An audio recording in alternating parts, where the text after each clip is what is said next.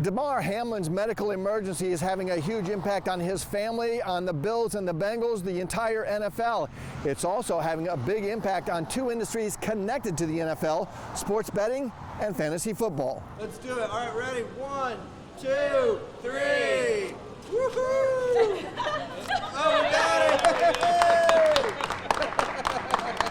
it! News Center 7 was there just a couple days ago when Barstool Sports opened their sports book, allowing legal gambling on NFL games.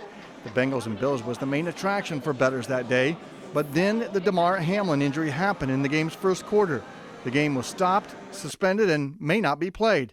It's left a lot of questions.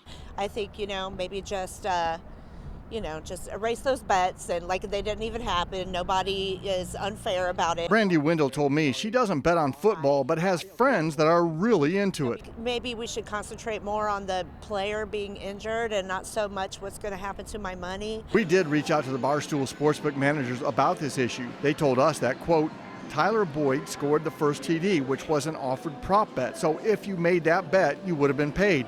Otherwise, you will just be paid your initial wagered amount.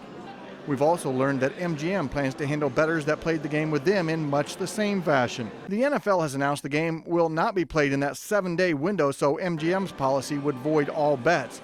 But there is just as much or more angst coming from people that didn't just bet on the games but play in fantasy football leagues. One Twitter user wrote, "We go through the entire fantasy football year and get to championship weekend, and now people who have Josh Allen and Joe Burrow and Stephon Diggs and Jamar Chase are just out of luck?" That question brought a ton of negative replies, to which another Twitter user wrote, "I don't know why these fans are suddenly labeled nerds. Obviously, the 24-year-old in critical condition is the main important narrative, but it's okay for people to care about a 17-week investment, too." Same thing.